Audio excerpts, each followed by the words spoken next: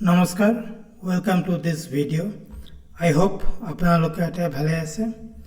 আজি আমি ডিসকাস কৰিম আলোচনা কৰিম ফাৰ্স্ট ইন আসামিজ ল্যাঙ্গুয়েজ মানে অসমীয়া ভাষাত প্ৰথম বিভিন্ন ধৰণৰ কি অসমীয়া ভাষাত প্ৰথম আছিলে সেইবিলাক অসমীয়া ভাষাৰ গদ্য হ'ব পাৰে অসমীয়া ভাষাৰ নাটক হ'ব পাৰে প্লে হ'ব পাৰে তেনে ধৰণৰ কিছু কোৱেশ্চন এণ্ড আনসাৰ আজি আমি আলোচনা কৰিম যি ADRE 2 বা ADRE 2023 কাৰণে হেল্পফুল হ'ব আৰু তাৰ উপৰিও বিভিন্ন ধৰণৰ প্ৰতিযোগিতামূলক পৰীক্ষাৰ কাৰণে এইবিলাক হেল্পফুল হ'ব আৰু এইগৰাকী ব্যক্তি কোন হয় এইগৰাকী ব্যক্তি যাক থাম্বনেলত দিয়া আছে এখেত লক্ষ্মীনাথ বেজবৰুৱা হয় ওকে গতিকে আজি আমি আৰম্ভ কৰিছো আজি প্ৰথমটো প্ৰশ্ন হ'ল first Assamese historical novel is প্ৰথম অসমীয়া ঐতিহাসিক উপন্যাসখনৰ নাম কি প্ৰথম অসমীয়া ঐতিহাসিক উপন্যাসখনৰ নাম হ'ল ভানুমতি আৰু 1890 বা 1890 চনত ইয়াক ৰচনা কৰা হৈছিল next question first Assamese printed book is প্ৰথমখন অসমীয়া ছপা গ্ৰন্থ কি প্ৰিন্টেড বুক আৰু ইয়াৰ আনসাৰ হ'ল ধৰ্ম পুস্তক যাক 1813 চনত 1813 ত ছপা হৈছিল next question first Assamese sonnet book কি প্ৰথম অসমীয়া সনেট কিতাপ কোনখন সনেট কিতাপ আৰু তাৰ কাৰেক্ট আনসাৰ হ'ল মালস 1918 বা 1918 চনত ইয়াক প্ৰথম প্ৰকাশ কৰা হৈছিল next question first Assamese drama based on ৰামায়ণৰ ওপৰত আধাৰিত প্ৰথমখন অসমীয়া নাটক কি ওকে নাটক ৰামায়ণৰ ওপৰত আধাৰিত সেইখন হ'ল ৰাম বিজয়া আৰু ইয়াৰ ৰচনাকাৰ আছিল মহাপুৰুষ Srimanta Sankardev next question first tribal life based novel বা প্ৰথম জনজাতীয় জীৱন ভিত্তিক উপন্যাস আৰু সেয়া হ'ল মিৰি জীয়ৰী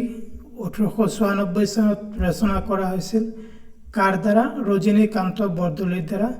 ৰচনা কৰা হৈছিল Miri Jiyori next first Jnanpith award winning novel Jnanpith বঁটা বিজয়ী প্ৰথমখন উপন্যাস কি হয় সেইখন হয় মৃত্যুঞ্জয়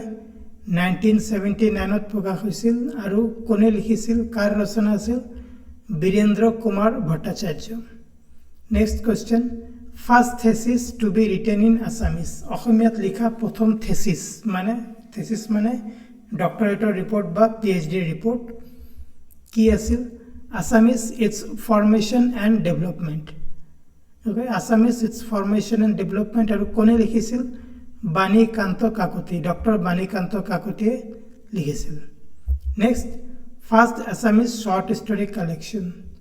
প্ৰথম অসমীয়া চুটি গল্প সংকলন কি হয় সুৰভি কোনে ৰচনা কৰিছিল কোনে সংকলন কৰিছিল কোনে কালেক্ট কৰিছিল লক্ষ্মীনাথ বেজবৰুৱা 1909 চনত সুৰভি সংকলন কৰিছিল then first Assamese modern play প্ৰথমখন অসমীয়া আধুনিক নাটক কি হয় ৰাম নৱমী গুণাভিৰাম বৰুৱাৰ নাটক আছিল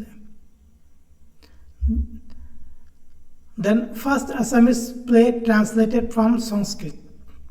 সংস্কৃতৰ পৰা অনুবাদ কৰা প্ৰথমখন অসমীয়া নাট কি হয় শকুন্তলা আৰু কোনে অনুবাদ কৰিছিল লম্বদৰ বৰাই শকুন্তলাক প্ৰথম সংস্কৃতৰ পৰা অসমীয়ালৈ অনুবাদ কৰিছিল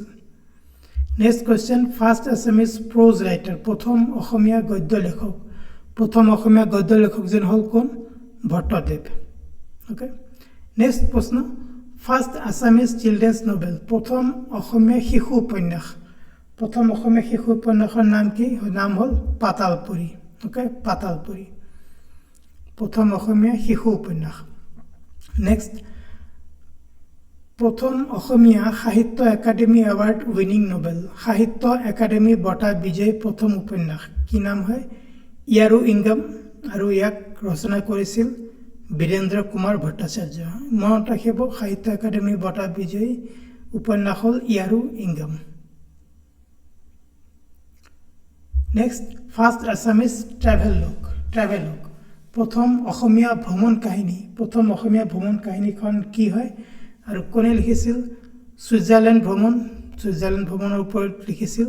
আৰু লিখকজন কোন আছিল লিখকজনৰ নাম আছিল বিৰিঞ্চি কুমাৰ বৰুৱা তেখেতে লিখিছিল নেক্সট ফাৰ্ষ্ট আছামিজ অটোবায়োগ্ৰাফি প্ৰথম অসমীয়া আত্মজীৱনীখনৰ নাম হ'ল মোৰ জীৱন সোঁৱৰণ মোৰ জীৱন সোঁৱৰণ আৰু ইয়াৰ ৰচনাকাৰ আছিল প্ৰথম অসমীয়া আত্মজীৱনীখন লিখিছিল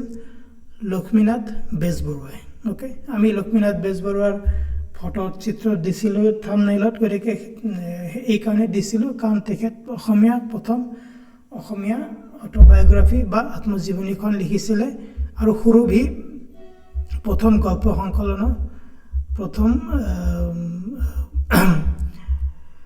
চুটি গল্প সংকলন আছিলে সুৰভি সেইকাৰণে লক্ষ্মীনাথ বেজবৰুৱাৰ ফটো আমি থাম্বনেইলত দিছিলোঁ গতিকে বন্ধুসকল এইটো আছিল আজিৰ শেষৰটো প্ৰশ্ন আই হোপ আপোনালোকৰ লাভ হ'ব আপোনালোক উপকৃত হ'ব মেইনলি যিসকলে বিভিন্ন ধৰণৰ কম্পিটিটিভ এক্সাম বা প্ৰতিযোগিতামূলক পৰীক্ষাসমূহৰ কাৰণে প্ৰিপাৰেশ্যন কৰি আছে